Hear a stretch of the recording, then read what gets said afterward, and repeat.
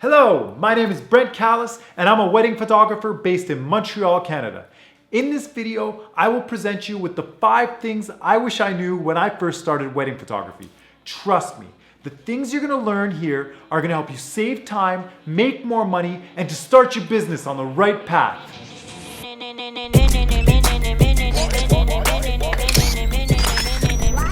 Hello, welcome back. Thank you so much for being here, everybody. This is my first ever YouTube video, and I am pumped to be sharing these 5 things with you.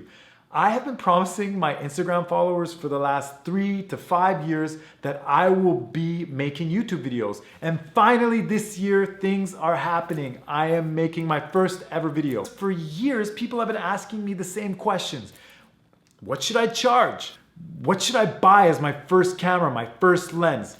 How do I brand? How do you get so many followers on Instagram? All these questions are being asked. So finally now, here is the moment. I am making my first ever YouTube video. And what can you do? You can help me by hitting that like button below. You can help me by subscribing. You can even hit that little notification bell. I am going to be coming up with videos every week, and it's all gonna be based on what you all want to learn. So I'm gonna take questions from my Instagram, I'm gonna take questions from my comments, and I'm going to try to answer all of them. Right now, this is gonna be the 5 things that I wish I knew. These are gonna be mistakes I made, that hopefully you won't have to make when you are starting out on your journey, whether it be for wedding photography, fashion photography, whatever kind of photography you want to get into. These 5 things are going to help you for sure. So please stick around to the end, because the last point is actually one of the most important things that I wish I knew when I first started, and hopefully it can help you. So here we go, guys. Let's go. All right, so point number 1. Make sure you don't spend too much money on gear right off the bat. This is a big mistake that I see a lot of photographers making. Maybe they sell their car, they get a loan from their parents or the bank, they take that cash, they go to the camera store, and they buy everything. Don't do that. Don't make that mistake. Don't be that person. I made that mistake. I spent so much money on gear that I didn't use. I still make this mistake. I made it 2 years ago. I bought a 14mm lens that I've used 2 times. It was $2,000. Another mistake I made when I first started, I bought a $2,400 studio lighting kit. All right. I even bought a huge backdrop, a white backdrop, bigger than you could ever imagine. It was so big that it was almost bigger than the room that I was going to use it in. Anyways, I set this all up. I started doing these shoots, and after 10 shoots, I realized I don't like this. I didn't like it at all. I liked going on location. I liked using my smaller strobes, the Cobras. I liked setting those up. I didn't like using the big $2,000 lights. So what happened? Years later, I ended up selling that. I think it was about, at the end of it all, like a $3,500 worth of gear that I sold for $1,000. That adds up.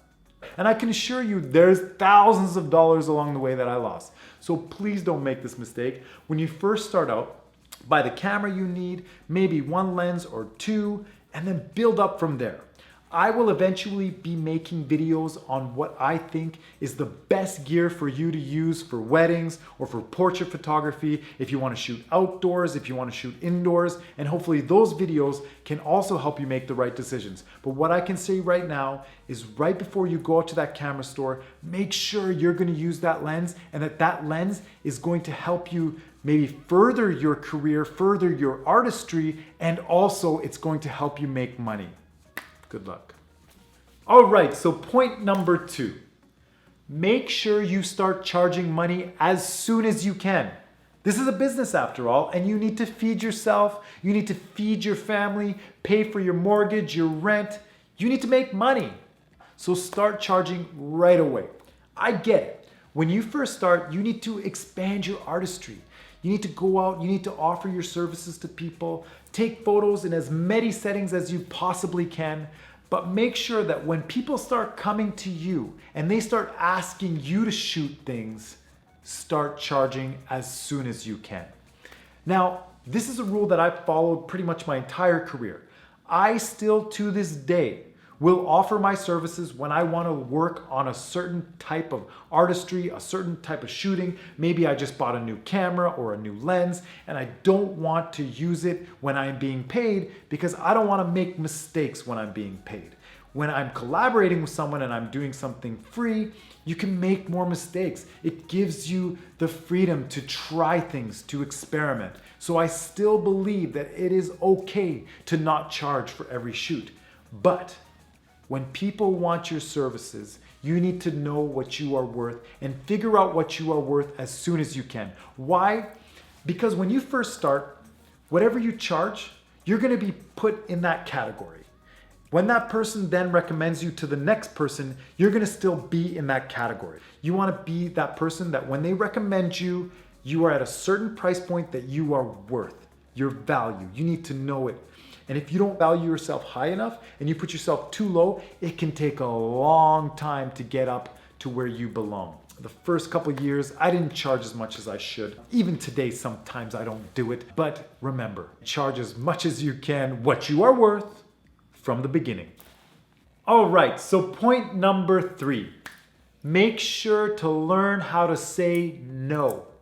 This is so important. When you first start, you want to say yes to everything.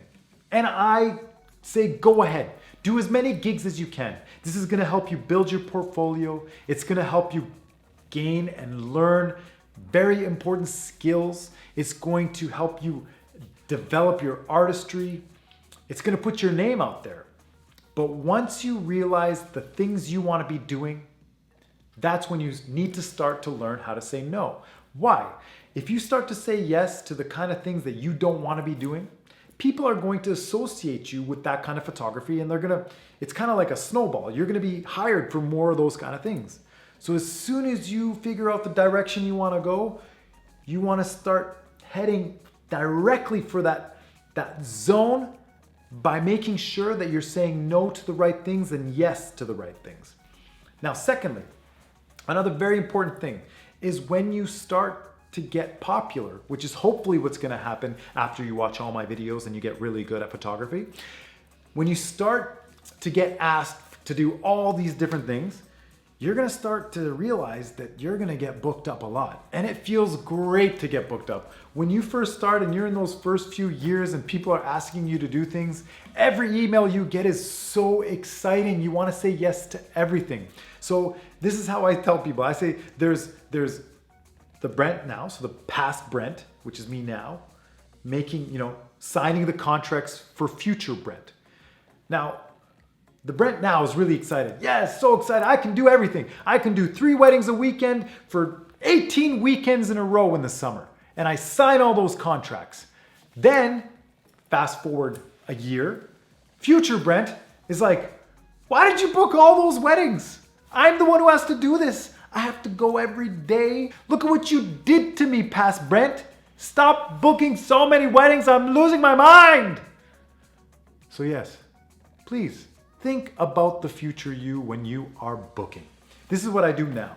I close my eyes and I imagine myself in the summer to come and I say, how am I gonna feel doing a wedding on a Friday, Saturday, Sunday, wedding Thursday, Friday, Saturday, Sunday? I'm not gonna feel good. So I don't book them. I say no. I give those gigs to other photographers or I give recommendations. Remember that, please. This is so important. Don't kill the future you.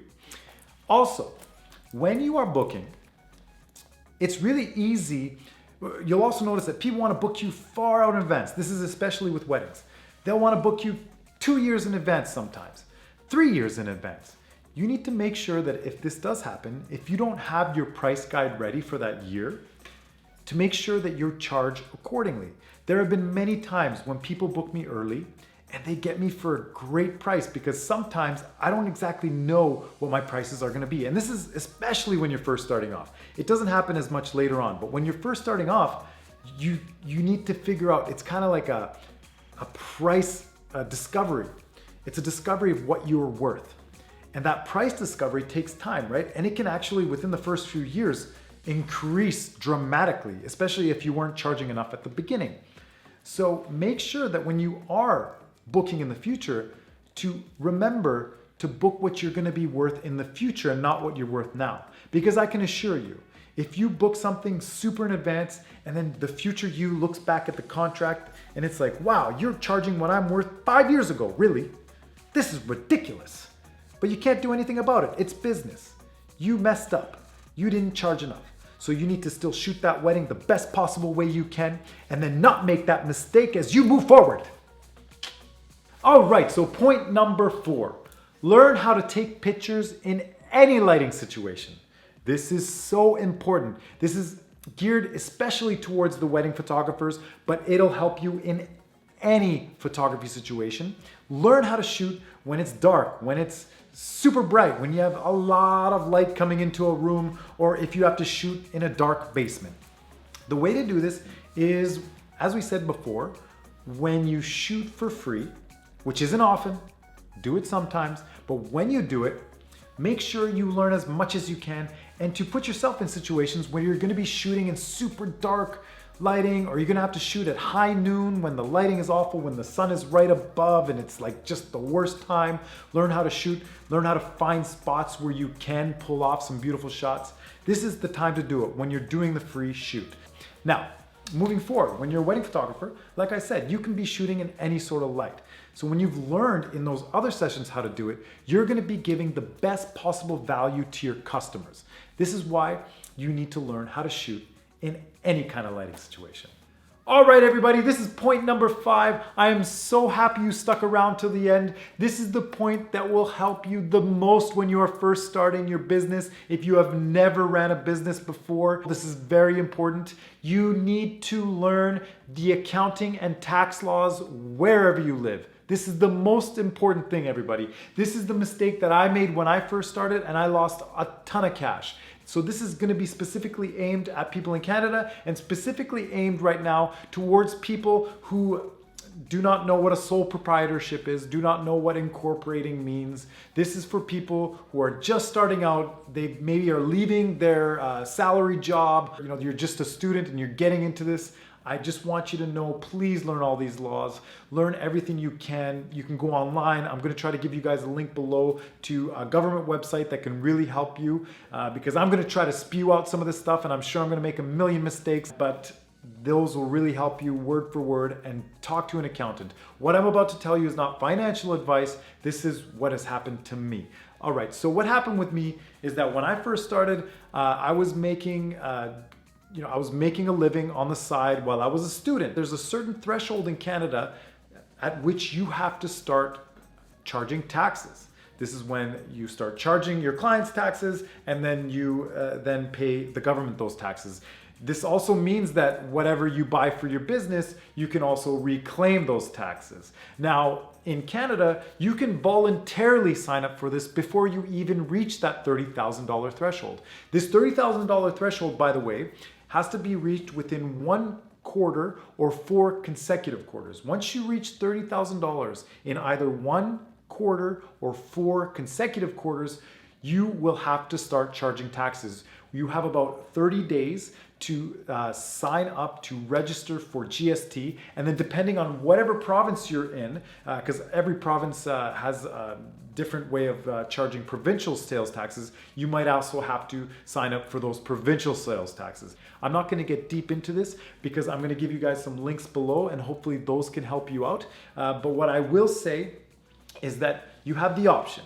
You can either register for GST before you even need to do it, or you can register once you reach that $30,000 threshold. What happens in wedding photography, which is different than other businesses, is that you are signing contracts out in the future. So if you're signing contracts out in the future and you have not registered for GST or PST, you are basically not charging your clients those taxes. Then what happens is when you reach that $30,000, you're going to have to pay those taxes out of your pocket. You can't just go up to all these clients and say, I didn't realize I was going to reach the $30,000 threshold, so now you owe me taxes on top of your contract. You can't do that. It's not right. You need to be a good business person and pay those out of your pocket. Now, if you are good with your accounting, you foresee when you're going to exceed that $30,000, that wouldn't be a problem. You wouldn't even need to register beforehand. So you'll see when you're going to hit the 30,000, and as you sign your future contracts, you will start charging the GST and PST. But what I recommend is that you register for GST and provincial sales tax as soon as you can, when you first start your business, when everything's calm, when you're not in the middle of a wedding season and all of a sudden you are rushed and you have to sign up and figure out how much you owe and when you need to start charging and what you need to do. Do it now. Do it when you're first starting. Learn all the laws.